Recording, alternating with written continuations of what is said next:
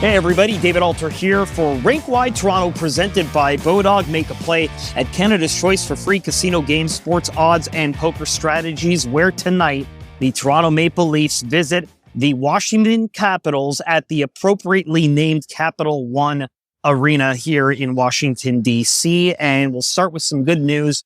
And Timothy Liljegren looks like he's going to be ready and set to play. He was taking his normal spot on the second deep pair with Rasmus Sandin.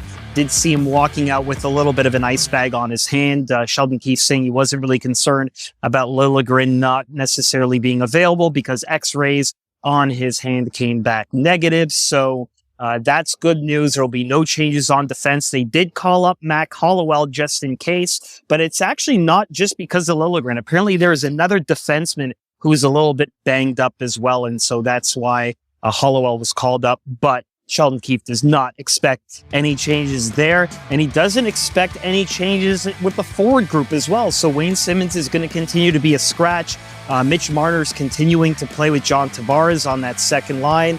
Thought we might see Matthews and Marner get reunited again now with the point streak gone, and both of those guys playing a lot together in the 3-1 loss to the Rangers the other night. But that did not happen.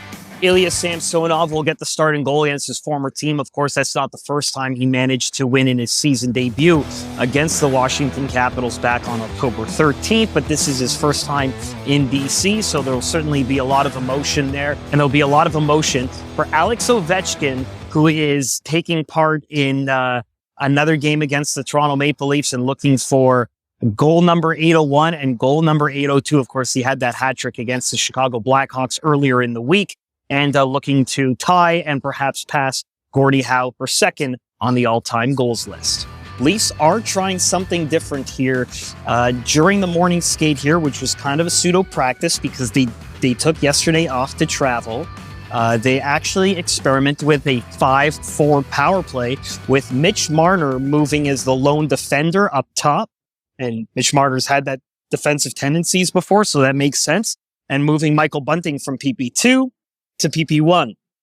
Then Rasmus Sandin, who was on PP1, was back on the second unit, pretty much trading with Bunting, but actually going on the back end with Timmins. And then you had Engvall, Anderson, and Malgin, the forwards on PP2. The Leafs are 0 for 3 in each of the last two games. Sheldon Keefe saying the power play needs to be better. However, it's not necessarily going to use that tonight. Quote, "Let's see if we actually use it before we make a big deal about it," was Sheldon Keefe's comments on that. So, of course, 5 forwards, how can you not make a big deal about it? Everyone loves offense, and the Leafs are certainly starting to show some offense, though, even though they had their point streak snapped at 15 games the other night against the New York Rangers. Of course, myself and Rob Wong will be around to break it all down on the Rink-Wide Toronto postgame show. Be sure to rate and subscribe on all of your favorite podcast platforms to Rink-Wide Toronto, presented by Bodog, Canada's home for casino games and sports odds, where everyone goes to play.